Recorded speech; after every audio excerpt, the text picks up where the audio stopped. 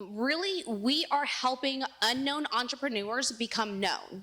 I don't want to say silent entrepreneurs because silent, that's something that's a choice. Being unknown, unfortunately, maybe it's not your choice. You just don't know where to get started. So that's really what we excel at, is helping you guys get known.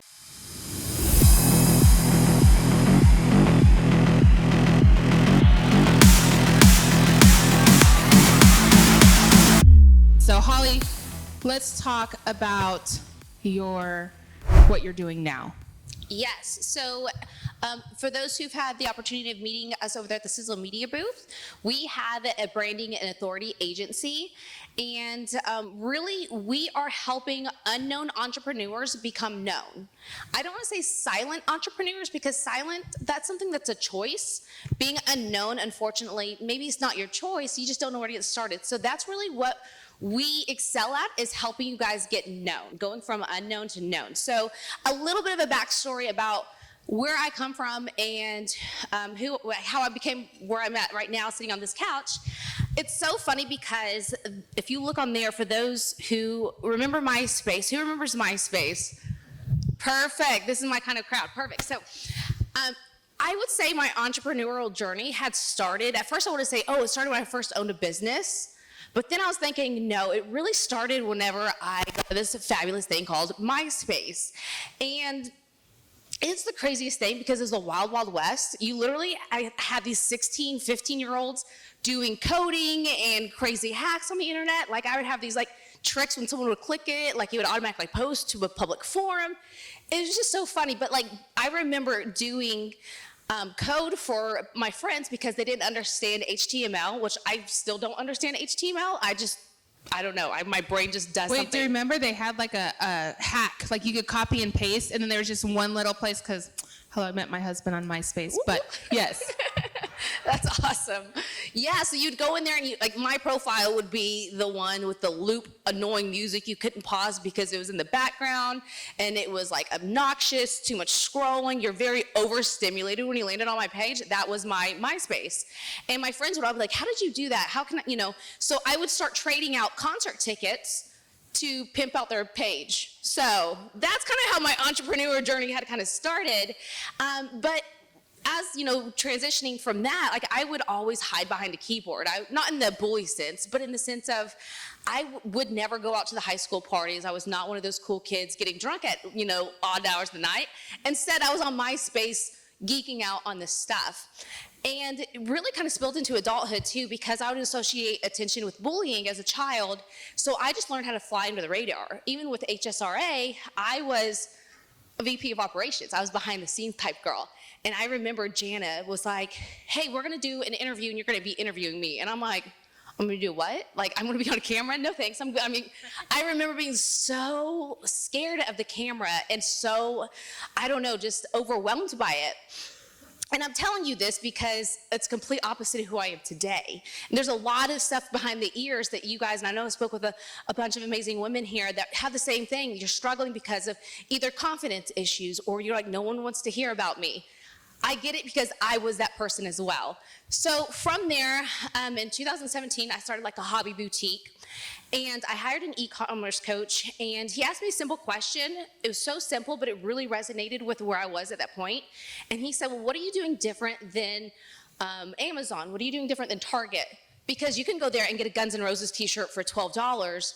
Why are they gonna pay 3 times that amount on your online boutique that they can't go in there and feel the material? And you guys, when I say I was hiding behind a logo, I would take pictures with the clothes on, but I would cut off my head so that people wouldn't see my face. Totally crazy, I know. But anyways, I'm like, got it. So at that point, I'm like, okay, I either need to step up or step off. Put my big girl pants on and become an actual business owner. And that was the moment when I was like, okay, I need to stop hiding behind a logo and I need to create community and I need to put myself out there as a business owner. So that's whenever I started my podcasting journey, and that's one of my favorite personal ways to establish a brand was through podcasting, because I felt like I found my authentic voice. So that's kind of where I was like, okay, got it. I understood the assignment. I need to show up.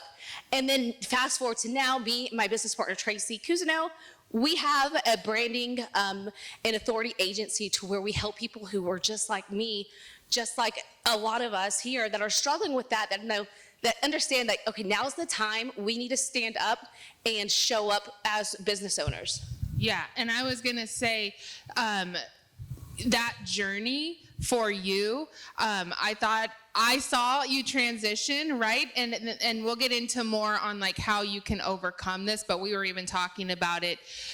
I think you had a conversation with somebody today when I was sharing with you. Is like, we look at you and you say, oh, I struggle with this too. Like, literally don't know what to post. Should I post that I walk from my office to the living room to the kitchen to bed? Like, that's my little thing that I do every day. Like, I'm not in houses, so I'm at my desk. And so getting over that, and I'm so proud that you got over it because you have so much to offer.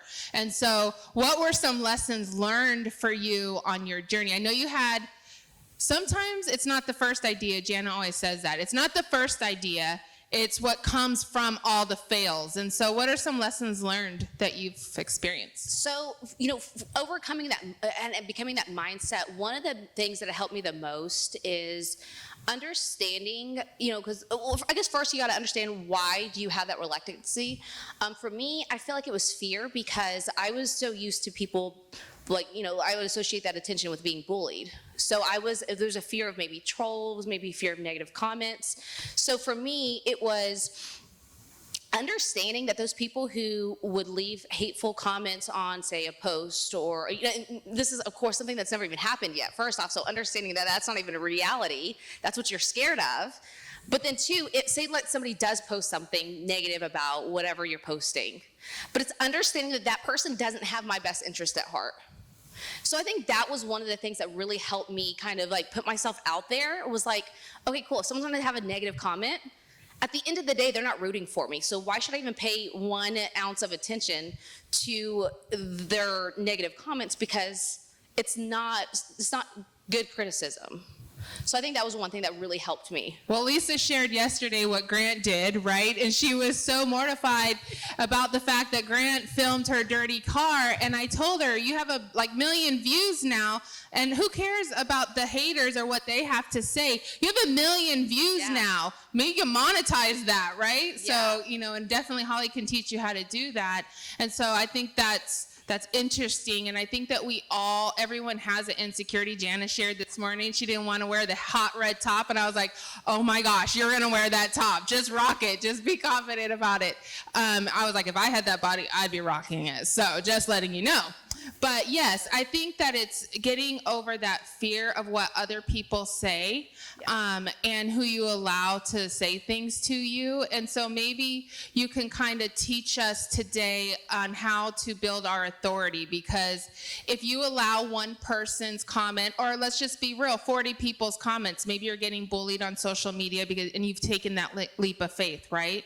So how do you get over that? And then how do you start to build your authority online? Because if you allow those people to make you stop, then you don't have any authority, right? 100%. And I know Jana speaks about this a lot too. Like, that's actually being selfish too, because you're so self-centered on the negative about what you're going to be bringing. So I think too, it's understanding that, and then just really just not even paying attention. Maybe either if it's so holding you back, maybe you have a VA that will sit there and post for you, so that you don't even have to worry about reading and handling all that, and let them take care of it.